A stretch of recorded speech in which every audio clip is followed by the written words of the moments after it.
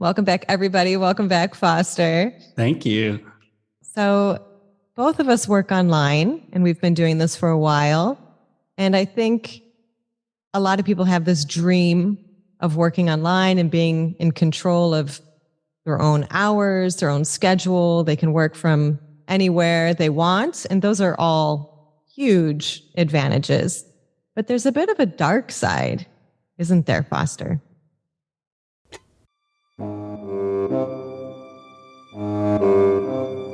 The dark side to working online. Yeah, there's an enormous dark side to kind of that feeling where your life on paper looks wonderful, at least to the outside, but things can still be really, really difficult in your day-to-day life. Yeah, for sure. Yeah. And I think with the pandemic and a lot of people working from home, a lot of people experienced this feeling of loneliness, lack of connection, especially people who are a little bit more extroverted, who might get energy from interacting from other people. But I know even for me, and I guess, I don't know if I'm an extrovert or an extroverted introvert or whatever I am. I was going to say, I think you're one of those kind of ambiguous introverted extroverts or extroverted introverts. Yes. But I can say for me, as a 100% introvert, like the beginning of the pandemic, I was like, oh, sweet. I don't have to hang out with anyone. Yes. And then like 2 months in, I was like, oh my God, yes, I need to see people. Yeah. And I had the exact same reaction. It was like this feeling of relief at first, but on the other side of it, it's that feeling of just like lack of energy and just really missing talking with other people and seeing other people. Yeah. And I think those of us who work from home or work online, we feel this loss of like human connection. Yes. And I think it's almost a false sense of connection. When you are on the internet, you have a million interactions with people on your Instagram or on your YouTube or whatever you use. And I know, Foster, you don't even use those things, but it creates, it's almost like this really comfortable area where you don't have to go out, you don't have to actually see anybody, and you can interact with people and in a way that's very selective, but it doesn't fill you the same way as in-person interactions. Yeah. And I think a lot of people are feeling that lack of community, lack of connection, and just lack of like vulnerable, real friendships that maybe they had in the past and now they don't have anymore. Yeah. Jackie, you probably heard about this or read about it, just because I feel like we listen and read about a lot of the same things. But there is like a real loneliness epidemic, at least in the US, but I think for the most part of the world. Yeah. There was a book by Vivek Murthy, I believe. He was the former Surgeon General to the United States. And he wrote a book, I think called Loneliness, but he really kind of started this idea that, yeah, we are social creatures, whether we like it or not, and we crave connection from other humans.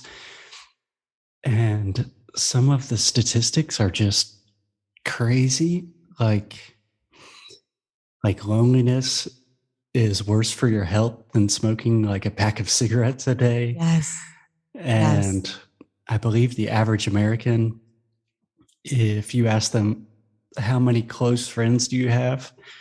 Like true friends that you know you can call in the case of an emergency, the average is 0, which is super depressing. But I think most of us can relate to that on some level. Yeah, absolutely. And I think There's just been a lot of changes over the years. And I think people move around a lot more than they used to. So in the past, it was you kind of grow up in an area and you might live there your whole life. So you have this group of family and friends that you've had your entire life. And it takes time and effort to build close relationships with people. And I know a lot of people who I've met, even here in Orlando, moved here from Brazil or from other countries. It's great because sometimes there's all these communities, these groups of people that are for new moms or new whoever who just moved here. So everyone's kind of eager to meet each other.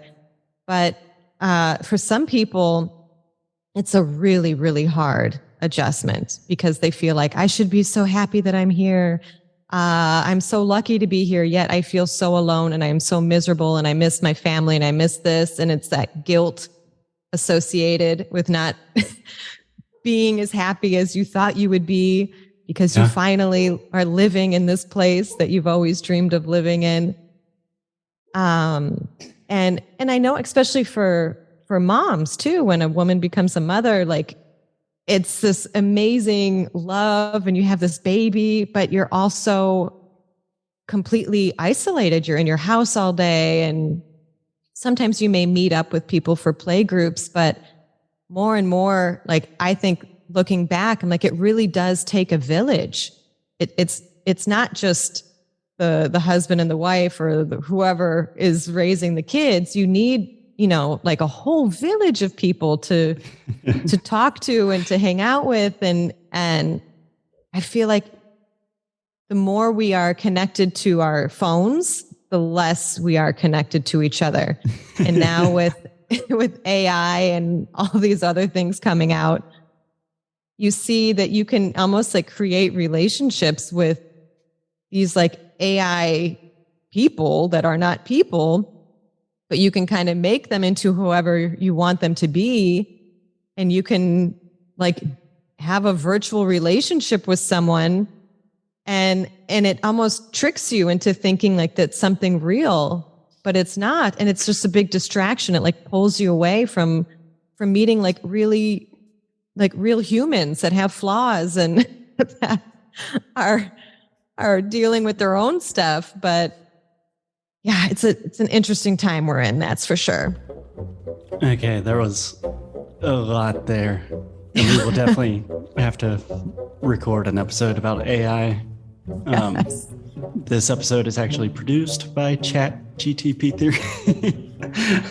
I'm just kidding.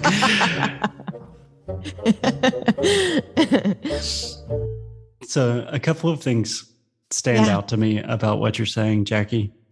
Well, I have some questions, but first, I do think that you and I specifically, we have kind of an interesting perspective on this because we have been working remotely or living outside of our countries of origin way before the pandemic, way before it was like a mainstream common thing.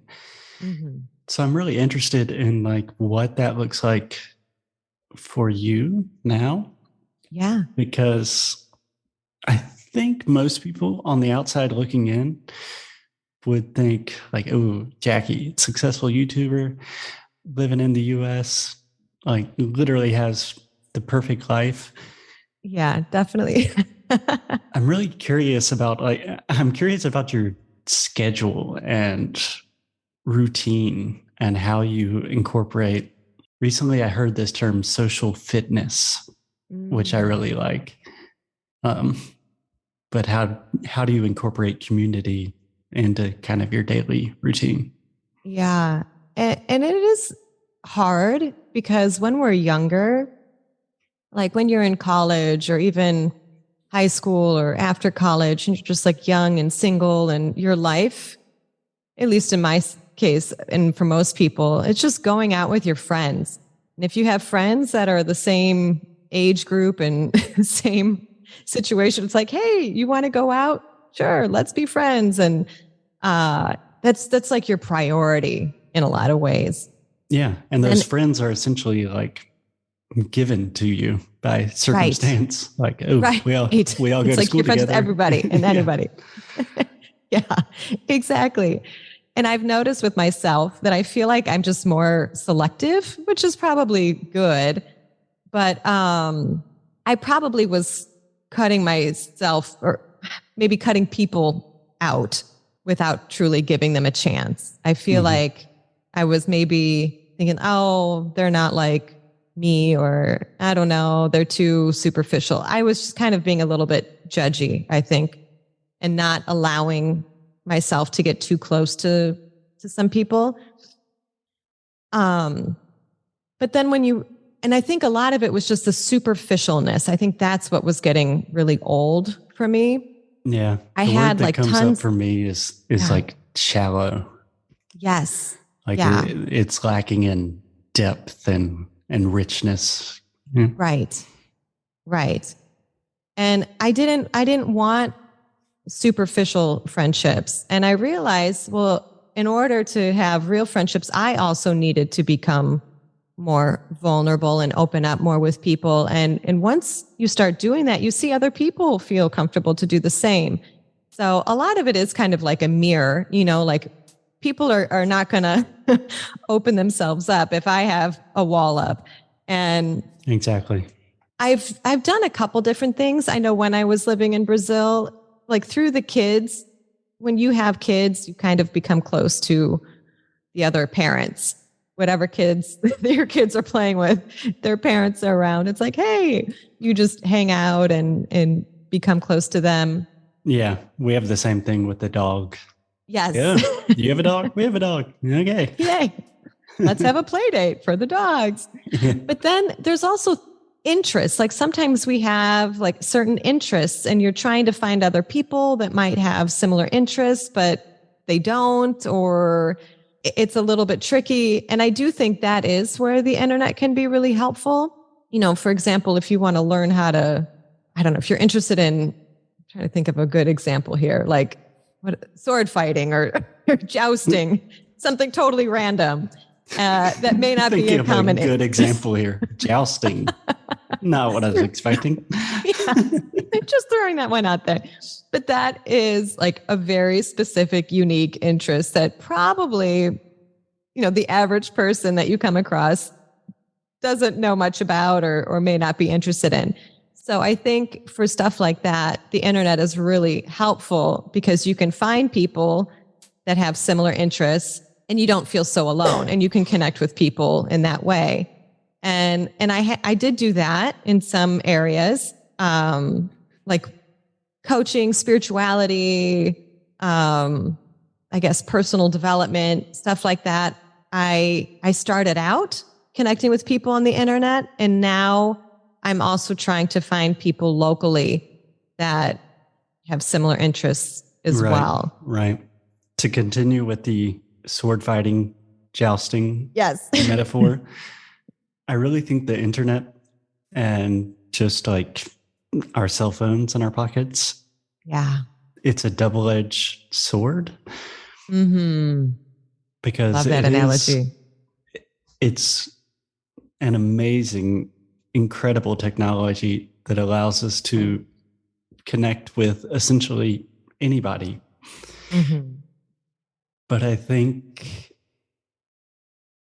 there's kind of a facade there that we think that kind of connection can replace real human connection that truly like nourishes us and helps promote like human flourishing. Yeah. And it's like an escape, so if you're in a social situation, for example, and if you're a little bit uncomfortable, boom, go to your phone, so that way you don't look like you're sitting there alone. It looks like you may be busy and you can temporarily distract yourself. And we see this a lot with young kids. I drive past bus stops where there's kids, they're all sitting fairly close to each other at the same bus stop and they're all on their phones. I'm like, you guys are all right next to each other. You should be talking to each other. But it's that horrifying. I know. And we even see this with adults, and I'm guilty of doing the same thing. I I make a very conscious effort, especially when I'm with my kids, to stay off my phone as much as possible. But it's hard. Like sometimes it's just boring. There's only so much pushing on the swing you can do or digging in the sand. I mean, day after day, it does get a little bit mind numbing. And I think the phone serves as connection, distraction, something to kind of pull you out of the monotony of whatever you're doing.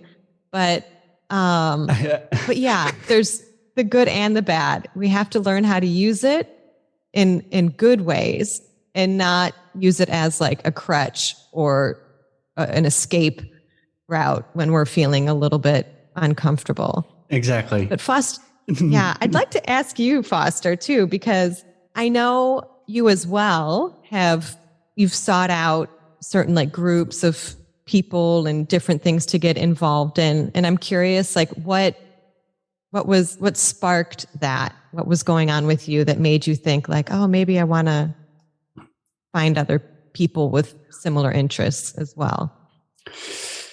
I mean, when you ask it like that, it seems like that's just like a natural human desire to be in community with other people that have a similar interest as myself. Yes.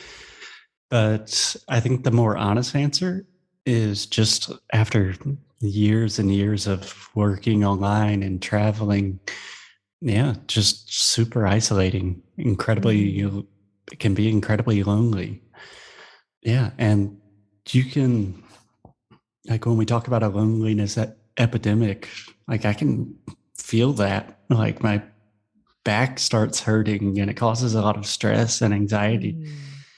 Yeah. So I did not have like a tipping point moment, but I think it was just, okay, a prolonged period of time without like a close community. Right. It just takes a toll on you. So eventually I was like, no one is going to do this for me. So I kind of need to go out and do it myself. Yeah. Yeah. But I think you're describing what a lot of people have felt. It's you may even be surrounded by family and friends, but you can still feel very alone. It depends on like the type of relationship that you have with people. And I think that's where it gets a little bit tricky. Like I know I've been in situations where I have been with a lot of family and friends, but I still felt like no one really knew me, or I couldn't really be myself, or I couldn't really open up. I felt like I would be judged, or I felt like I would be told what to do differently because whatever I'm doing or whoever I am isn't enough, so there's it's not just, how many people are around you. It's like the quality. I don't even want to say quality, but it's just the type of people that are around you that make you feel seen and heard and understood and accepted no matter what. And it's hard to find those people. And it takes a lot of time and a lot of like weeding and fishing. Yeah. I truly think it's like a lifelong project.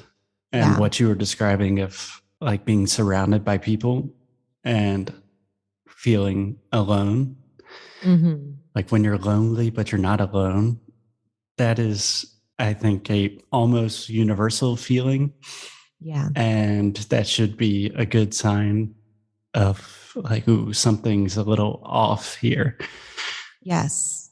And so what did you do specifically that you think, or like what was one of the things you did specifically to kind of help find these people, this community?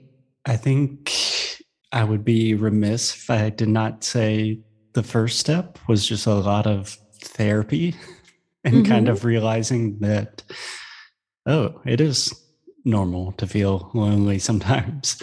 Right. And it's not because there's like a problem with me or I'm broken. Like most people feel these things. Yes. You're human. Yay. You're not a robot. Yeah. Welcome to the human condition. Yes. So some practical things I've done. I'm trying to think of what are some practical tips that we could give our listeners. And the first thing that immediately comes to mind is for most of my adult life, all of my friends were almost exactly the same age as me, just because of schooling, Right. university, whatever. And when I stopped worrying about age, that really opened a lot of doors for me. Yeah. So I think that's just a good little life tip is I like that. Don't be afraid to hang out with and be friends with people that are much older or much younger than you are. Yes. Yeah. Or sometimes we filter people, not even just because of their age, we just assume because of whatever other situation that they won't have anything in common with us. And it's just our own initial judgment. It could be age. It could be, oh, well, she has 10 kids and I don't, or she works all the time and I don't, whatever differences, we might just think that because of their life situation is different, that we can't relate to each other. But those actually, I have found, tend to be the most interesting relationships, because you realize that even having completely different life situations and circumstances, there's still so much in common. We still all share that same human experience of feeling lonely, like you mentioned, the highs and the lows and all the things. So it's actually a much richer experience when you can cast a bigger net and see who comes into your life. I like that. I think that's a wonderful point. I think we kind of approach most social situations just like we have so many stories in our head that we tell ourselves. Yeah. For me personally, it's like, oh, I'm this very unique case of, like, I was born in South Carolina, but I don't live there anymore. And I speak different languages and my job is difficult to explain. So most people will not understand that and they will not want to be friends with me. And if you can... Right. Which is, not true. They probably like, that's so cool. Yeah. If you can just temporarily throw those stories out of the window, I think you will be amazed just how easily you can connect with any other human being. Yes.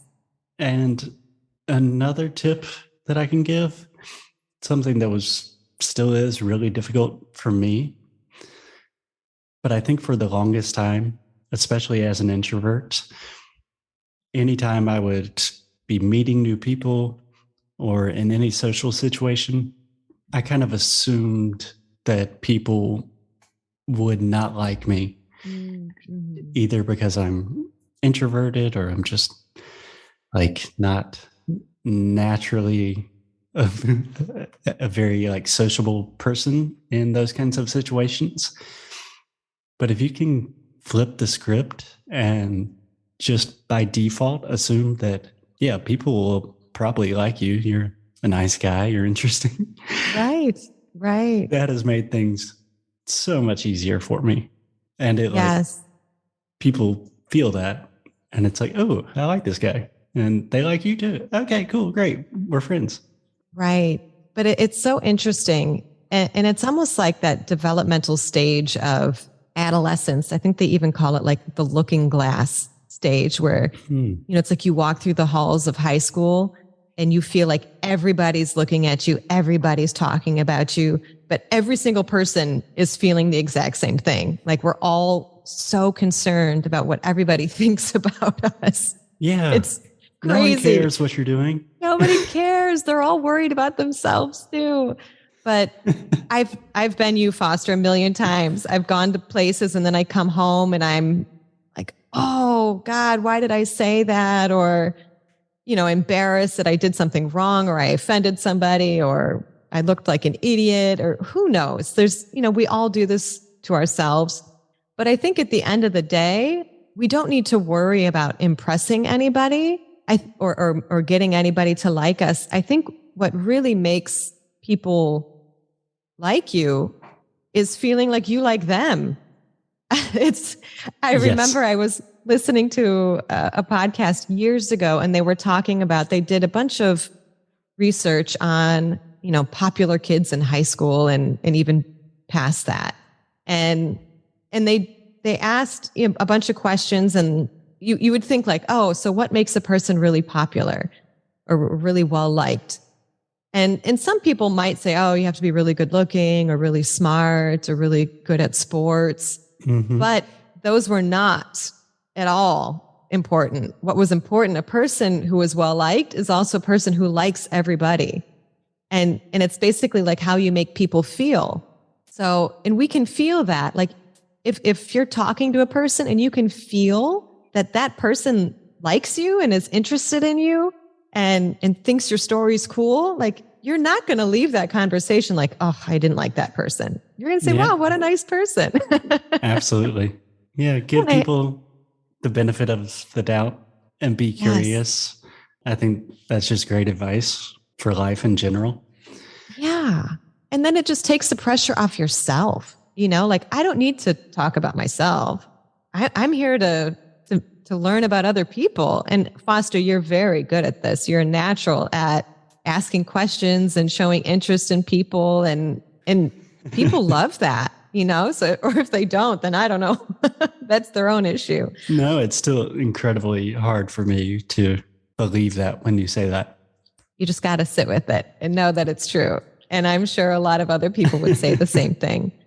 But so I guess, so you said, obviously therapy has been really helpful for you, just working out your own stuff and then going out, taking those little steps, like meeting people and having that perspective shift. So rather than being like, oh, they're going to hate me or they're not going to like me, I don't have anything in common with these people. It says, well, let's see what I can learn, or who knows, maybe just take the expectations out of it, the pressure off, and see what happens. And you might be pleasantly surprised by people. Yeah, there are really kind of two key aspects to this that you've mentioned several times during this conversation. Mm-hmm. The first, so we're talking about connection, and you said that you think a lot of the disconnection that we feel is just because we're too comfortable. And you've also mentioned the word distraction a lot. Mm. So I think both of those are absolutely essential. So if you want to meet new people or reconnect with people that you haven't talked to in a long time, it's going to be uncomfortable at first. Like if we're used to sitting inside, looking at our phones all day, like actually talking to someone on the phone or meeting them for coffee, it's going to be a little uncomfortable. And you're going to want to run to your distractions. But real connection is like the opposite of distraction. It's presence.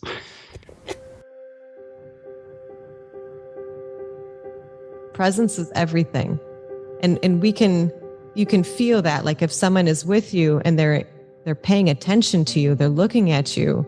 I mean, it's so rare nowadays that someone's not being distracted or in their phone or doing so. It just makes you feel so good. And I think especially in relationships too, we have to make a conscious effort to just pay attention to your partner, pay attention to the person that's in front of you when they're talking to you, and give them your presence. And that makes people feel more comfortable to open up if they need to just be their real selves.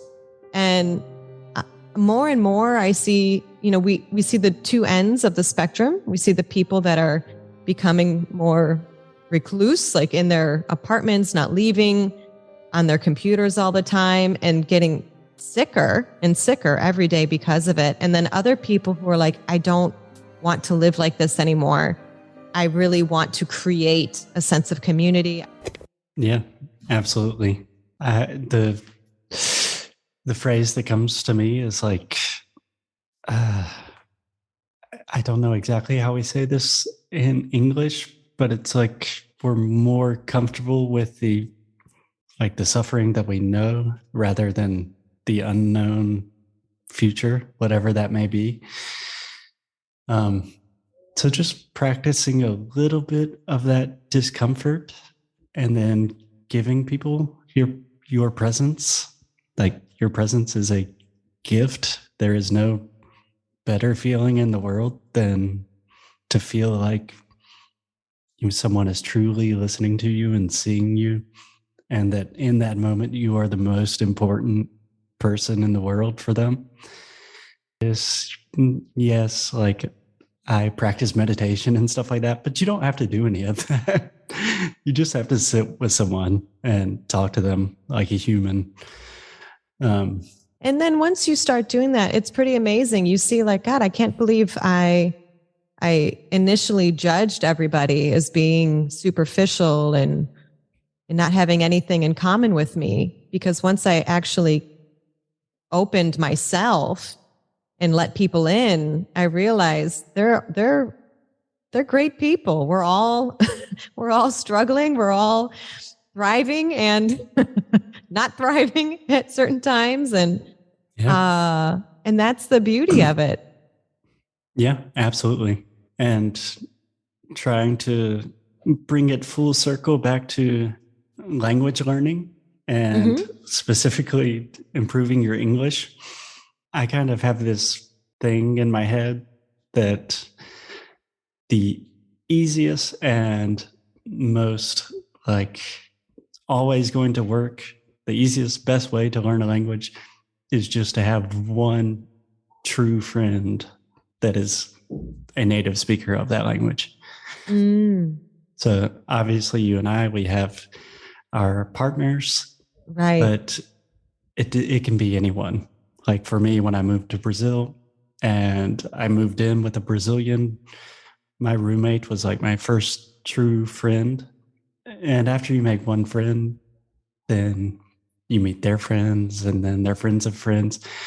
And then you're in, and then you're not thinking about the language anymore. Yes. And you don't have to study or anything. It's just so much better. Yeah, that's so true. Finding one good person. And obviously you don't want to just seek out people that like, I need someone to teach me English for free. I'm going to get close to this person. That's not cool either. Yeah, you don't want to be weird about it. And it's going to take time, but we always get homework at the end of the episode. Mm-hmm. So this is like probably the biggest homework assignment we've ever made. But try to make one new friend. And yes, to be honest, it will probably take months, not weeks. Yeah. But I promise you can do it. Everyone can make one friend. It's a great homework assignment. It will change your life. Yeah. And aside from improving your language skills, you just learn about that other person. And it's always great to make new friends. You learn about their lives and everything else. So yeah, makes you healthier, makes you live longer. Yes. Yeah. Oh boy. Excellent. I feel like I need to go out in the world and make a new friend now. Or even just have a conversation. Because I think sometimes it's hard to, or just go out and talk to somebody new or try, get involved in something new. Yeah. Whatever it is you're interested in. We are a perfect example. We've never met in real life, but I consider you a friend because we have spent hours and hours just having conversations. It's so weird. I feel like I have met you in real life. I'm sure we will meet one of these days. Hopefully. Yes. That would be amazing. I'm traveling to the U.S. in May. Oh, well, come to Florida if you want. Okay. Maybe that is for a later episode. Yes. Cool. Yes. Jackie, anything you would like to add? No, I think this was great. Thanks again for listening to another episode of Improve Your English, Improve Your Life. We really hope you enjoyed this episode. And if you did, please leave us a 5-star rating and a review. That would mean the world to us. Also, on our website, which is listed in the description, you can find the transcripts, the highlights, the homework assignments, and follow-up questions so you can really get the most out of these episodes. Again, thanks for being here, and we'll see you in the next episode.